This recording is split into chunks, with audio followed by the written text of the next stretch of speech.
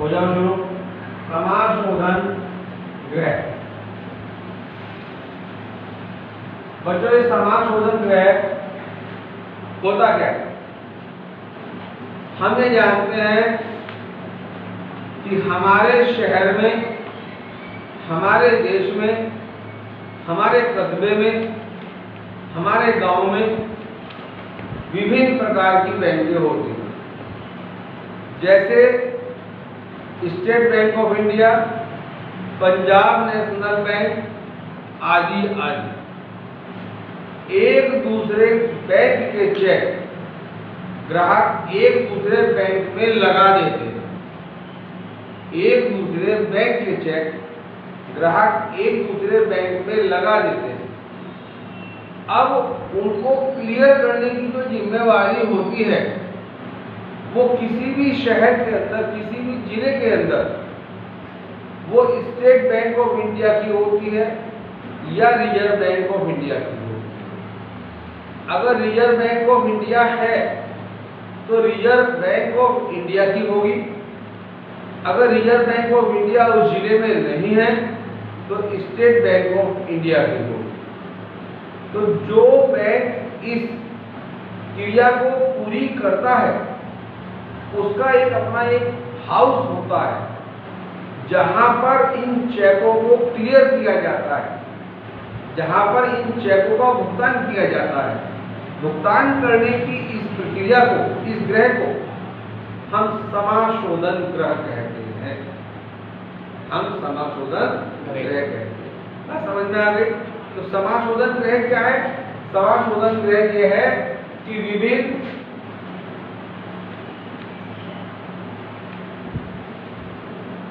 बैंकों के चेक स्थान पर संग्रहित होकर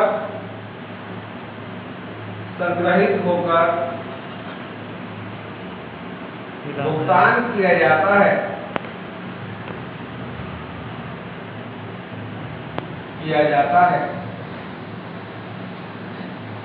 उसे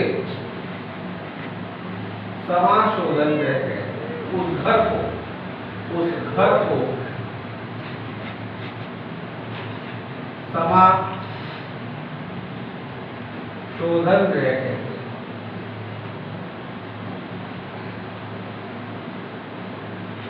उदाहरण के तौर पर हमारे पास पहली बैंक है स्टेट बैंक ऑफ इंडिया, दूसरी बैंक है पीएनबी, तीसरी बैंक है ओबीसी, चौथी बैंक है कोई और।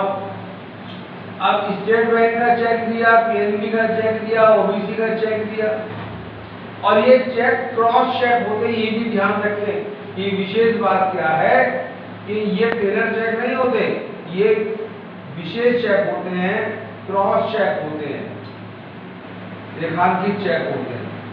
रेखांकित चेक जैसा कि आप जानते हैं, रेखांकित चेक जैसा कि आप जानते हैं कि ये सीधे खाते में भुगतान होते हैं।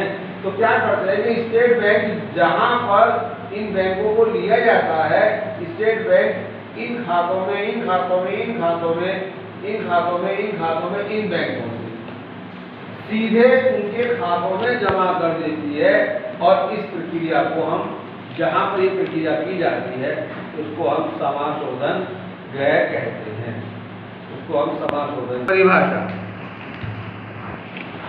समाशोधन गृह किसी एक स्थान के बैंकों के एक ऐसा सामान्य संगठन है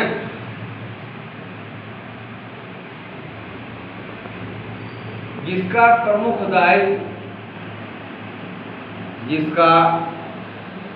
दायित्व और प्रमुख उद्देश्य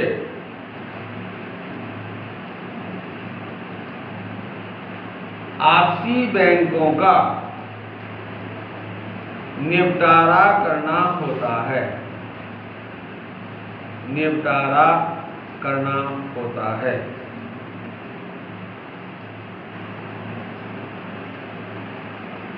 इतिहास लिखें इसका। तो इसका इतिहास क्या है? इतिहास भारत में सबसे पहले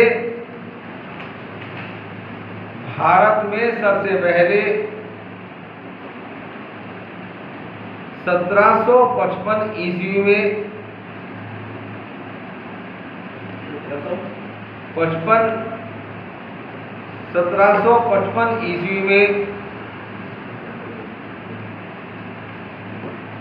ईस्वी में इसकी स्थापना हुई थी और उसके पश्चात विश्व के विभिन्न देशों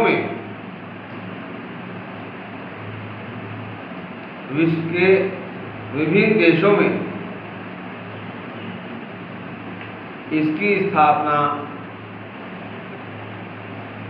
होती रही।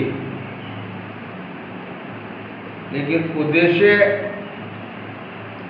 चाहे जिला स्तर पर हो, चाहे मंडल स्तर पर हो,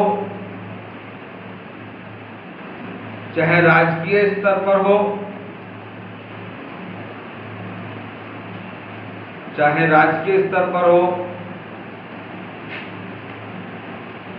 या राष्ट्रीय स्तर पर हो। ये स्तर हो सकते हैं इसके। जिला स्तर हो सकता है, एक स्तर, पहला एक जिले से एक जिले, सहारनपुर का चेक सहारनपुर में भुगतान किया जाए। नंबर 2, मंडल स्तर, सहारनपुर का चेक मेरठ में भुगतान किया जाए। स्टेट स्तर, राजकीय स्तर, सहारनपुर का चेक आगरा भुगतान किया जाए, मैनपुरी भुगतान किया जाए, इलाहाबाद भुगतान किया जाए। राजकीय स्तर हो गया। अगर हम स्टेट से बाहर निकलते हैं तो ये राष्ट्रीय बन जाता है,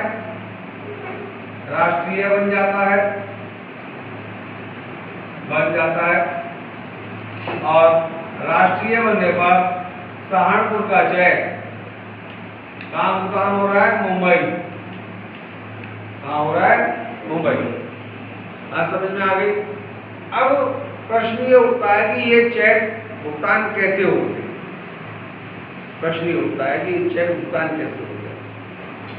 जिन शाखाओं के ये चेक दिए होते हैं बच्चों, जिन शाखाओं के ये चेक दिए हुए होते हैं, उन ब्रांच मैनेजर के चेक प्रत्येक जगह ऑथराइज रूप से रखे हुए होते हैं। अब तो खैर चलो लेटेस्ट नई एक तकनीक आ गई है, उस तकनीक को कहते हैं स्कैनिंग टेक्निक। क्या बोलते हैं? ये तो पुरानी टेक्निक की बात कर रहा हूं मैं, लेकिन वर्तमान में स्कैनिंग टेक्निक के आधार पर, ध्यान रखना बहुत इंपॉर्टेंट क्वेश्चन है, स्कैनिंग टेक्निक के आधार पर इसका भुगतान किया जाता है। काफी कल धन्यवाद।